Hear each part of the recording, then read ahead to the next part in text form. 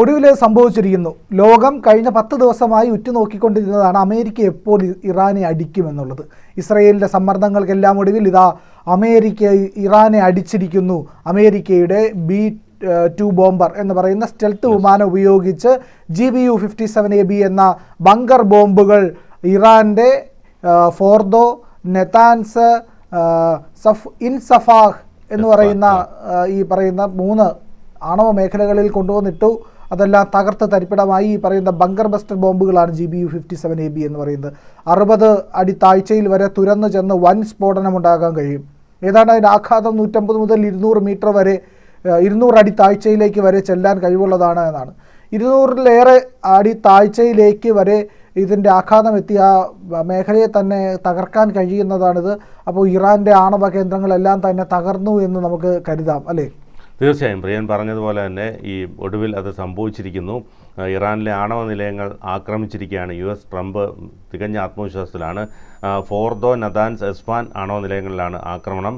ഇറാൻ്റെ ഭൂഗർഭ ആണവ നിലയം തകർക്കാൻ ശേഷിയുള്ള GBU-57 ബങ്കർ ബസ്റ്റർ ബോംബുകളുമായി B-2 സ്റ്റെൽത്ത് ബോംബർ വിമാനങ്ങളാണ് ആക്രമണം നടത്തിയത്.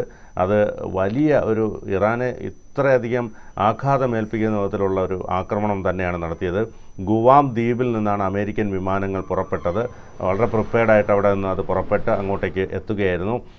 അതോടൊപ്പം തന്നെ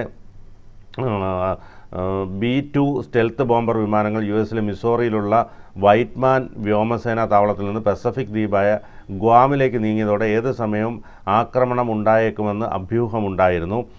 ഇറാൻ ഇസ്രയേൽ സംഘർഷം 10ാം ദിവസത്തിലേക്ക് കടക്കുമ്പോഴാണ് US-ഉം ആക്രമണത്തിൽ പങ്കാളിയാകുന്നത്.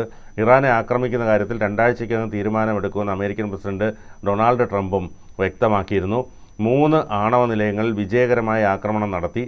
അതിൽ ഒന്നാണ് നതാൻസ്, മറ്റൊന്ന് ഫോർദോ, മറ്റൊന്ന് ഇസ്ഫാൻ. ഈ ആണവ നിലയങ്ങളിൽ 3 പ്രിയൻ സൂചിപ്പിച്ചതുപോലെ ഈ 3 സ്ഥലങ്ങളിലാണ് ആക്രമണം നടത്തിയത്. എല്ലാ വിമാനങ്ങളും ആക്രമണത്തിന് ശേഷം ഇറാൻ്റെ വ്യോമപരിധിയിൽ നിന്നും പുറത്തെത്തി എന്നുള്ളതാണ് ഏറ്റവും പ്രധാനപ്പെട്ട വസ്തുത. അത്രയേറെ ഉഗ്ര ശേഷിയുള്ള വിമാനങ്ങളാണ്, ശക്തമാണ്, സെൻസറിങ് എല്ലാം ഉള്ളതാണ്. ഇതെല്ലാം നടത്തിയ ശേഷം അത് തിരിച്ചെത്തി. അത് ഒരു വലിയ വിജയമായി തന്നെ അമേരിക്ക കാണുന്നു. അമേരിക്കൻ സൈനികരെ അഭിനന്ദിക്കുന്നു.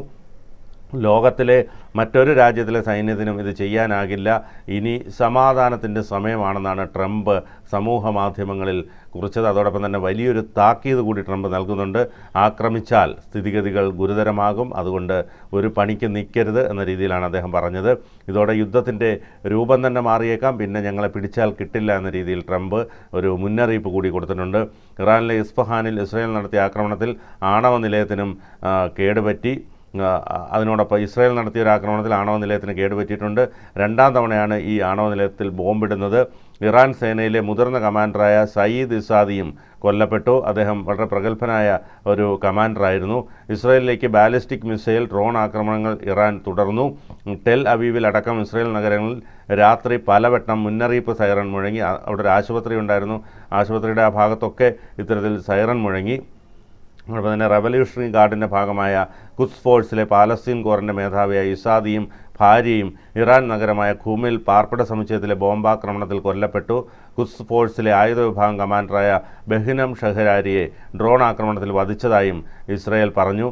ഏതായാലും വലിയൊരു യുദ്ധം, അല്ലെങ്കിൽ അമേരിക്ക നടത്തിയ ആ ഒരു വലിയ ആക്രമണത്തിൻ്റെ ഞെട്ടലിൽ നിന്ന് ഇറാൻ ഇതുവരെയും മുക്തരായിട്ടില്ല. പക്ഷേ ഈ വിമാനത്തിൻ്റെ പ്രത്യേകത അത് വലിയ ഉഗ്ര സ്ഫോടനശേഷിയുള്ളതാണ്. അതോടൊപ്പം തന്നെ അത് കഴിഞ്ഞത് തിരിച്ച് വളരെ സുരക്ഷിതമായി തിരിച്ചെത്തുകയും ചെയ്തു. 13,000 കിലോ ഭാരമുള്ള ബങ്കർ ബസ്റ്റർ ബോംബുകളാണ് B-2 ബോംബറുകൾ വഹിക്കുന്നത്. ഇതിന് 18,000-ലേറെ ടൺ ഭാരം വഹിക്കാനായിട്ടുള്ള 18,000 കിലോ ഭാരം വഹിക്കാനുള്ള ശേഷിയുണ്ട്.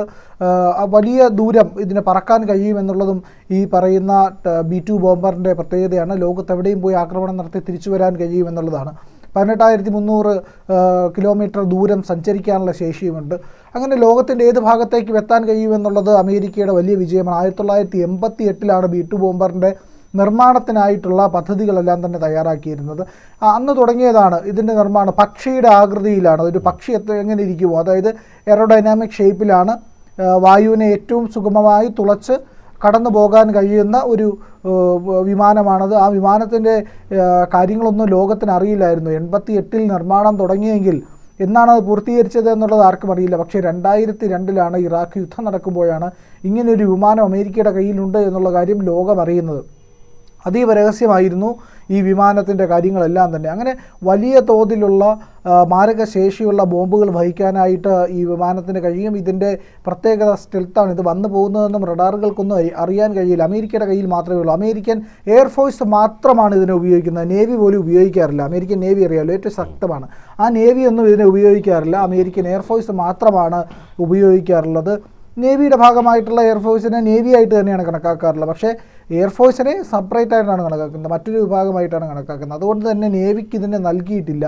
അതുകൊണ്ടാണ് ഈ പറയുന്ന ഗുവാം എന്ന് പറയുന്ന വ്യോമതാവളത്തിൽ നിന്നാണ് അത് പറന്നു വരുന്നത്, ഒരു കപ്പലിൽ നിന്നല്ല എന്നുള്ളത് തന്നെ. എത്ര ദൂരെ നിന്നും, അതായത് പസഫിക് ഓഷൻ്റെ ഭാഗത്ത് നിന്ന് മധ്യ ഏഷ്യയുടെ ഭാഗത്തേക്ക്, മധ്യപൂർവ്വ ഏഷ്യയുടെ ഭാഗത്തേക്ക് ഇത് പറന്നു ചെന്ന് ആക്രമണം നടത്തിയിട്ടാണ് പോയിരിക്കുന്നത്. നമ്മുടെ സൗത്ത് ഏഷ്യയുടെ ഏതാണ്ട് പടിഞ്ഞാറൻ ഭാഗത്ത് കുറച്ചുകൂടി വടക്ക് പടിഞ്ഞാറൻ മേഖലയിലാണ് ഇറാൻ സ്ഥിതി ചെയ്യുന്നത്, പാകിസ്ഥാൻ അപ്പുറം.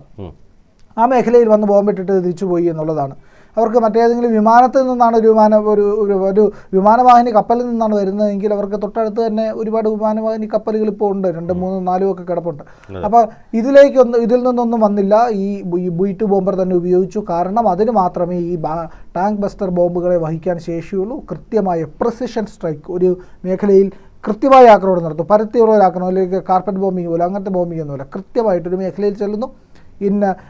ഇസ്ഫഹാൻ ആണെങ്കിൽ ഇസ്ഫഹാൻ കൃത്യമായി അവിടെ ബോംബിടുന്നു, അതിനെ പൂർണ്ണമായിട്ടും തകർക്കുന്നു. മണ്ണ് തുളച്ച് അടിയിൽ കോൺക്രീറ്റ് ഭിത്തികൾ കൊണ്ട്, വലിയ പാളികൾ കൊണ്ട് നിർമ്മിച്ചിരിക്കുന്ന ഈ പറയുന്ന ബങ്കറുകൾ മുഴുവൻ തകർക്കുന്നു. അതിനടിയിലുള്ള ആണവ സമ്പുഷ്ടീകരണ കേന്ദ്രമാകെ ഇല്ലാതാക്കി ഈ വിമാനങ്ങൾ അവിടെ നിന്ന് ഉറപ്പിച്ചതിന് ശേഷം തിരിച്ചു വരുന്നു. അങ്ങനെയാണ് ട്രംപ് അതിനെ അഭിനന്ദിച്ചിരിക്കുന്നത്. പക്ഷേ നമ്മൾ ഈ പറഞ്ഞു ട്രംപ് ആക്രമിച്ചു, അമേരിക്ക ആക്രമിച്ചു എന്ന്. പക്ഷേ ഇറാൻ ഒരു കാര്യം പറഞ്ഞിട്ടുണ്ട്, വലിയ തിരിച്ചടി ഉറപ്പാണ്, അതിൽ യാതൊരു സംശയവുമില്ല. Iran America ആക്രമിച്ചിരിക്കും.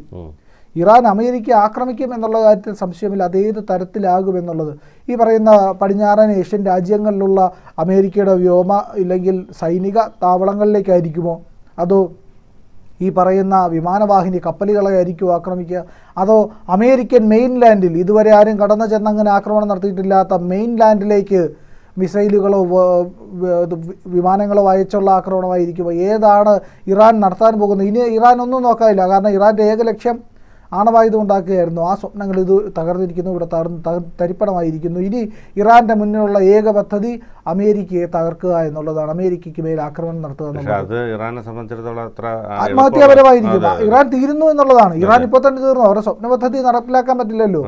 ഇനി രാജ്യമായിട്ട് അമേരിക്കയുടെ അടിമയായിട്ട് കഴിയേണ്ടി വരും. അതിന് താല്പര്യമില്ല ഖമേനിക്ക്. അപ്പോൾ ഖമേനിക്ക് ഒരു വീരമരണം വേണമെങ്കിൽ ഇനി അമേരിക്കയെ നേരിട്ട് ആക്രമിക്കുക എന്നുള്ളതേ ഉള്ളൂ. അങ്ങനെയാണെങ്കിൽ അമേരിക്കൻ മെയിൻലാൻഡ് ആക്രമിക്കണം. ഏതെങ്കിലും സൈനിക താവളം ആക്രമിച്ചാലും മതി, അത് അമേരിക്കയ്ക്ക് കയറിയുള്ള യുദ്ധമായിട്ട് അമേരിക്ക കണക്കാക്കിക്കൊള്ളും. പക്ഷേ ഇറാൻ്റെ ലക്ഷ്യം അതായിരിക്കില്ല. ഈ അമേരിക്കയെ അടിച്ചു ഞങ്ങൾ എന്നുള്ളത് വരുത്തി തീർക്കാനായി ഇറാൻ ഉറപ്പായും അമേരിക്ക ആക്രമിക്കും. അതോടുകൂടി അമേരിക്കൻ സഖ്യകക്ഷികളെല്ലാം തന്നെ ഇറങ്ങും. അവരെല്ലാം കൂടെ ചേർന്ന് ഇറാനെ ഒരു അവിടുത്തെ ഭരണത്തെ എല്ലാം മുച്ചൂട് പിടിച്ച് അവരുടെ ആധിപത്യം ഇവിടെ സ്ഥാപിക്കും എന്നുള്ളത്. ചൈനയുടെ റഷ്യയുടെയൊക്കെ താക്കീതിന് പുല്ലുവിലയാണ് ട്രംപ് കൊടുത്തത് എന്നുള്ളത് ഇവിടെ മനസ്സിലായിരിക്കുന്നു. ട്രംപ് തൻ്റെ വിശ്വരൂപം കാണിച്ചിരിക്കുന്നു എന്നുള്ളതാണ്. ഉഗ്രരൂപത്തിൽ ട്രംപ് നിൽക്കുന്നു. അമേരിക്ക ഇറാനെ അടിച്ചിരിക്കുന്നു എന്നുള്ളതാണ്. വലിയ യുദ്ധത്തിന് തുടക്കമാണ്, യാതൊരു സംശയവുമില്ല കാര്യത്തിൽ. കൂടുതൽ വാർത്തകളും വിശേഷങ്ങളും നിങ്ങളിലേക്ക് എത്താൻ ABC മലയാളം സബ്സ്ക്രൈബ് ചെയ്യുക, ബെൽ ബട്ടണും അമർത്തുക.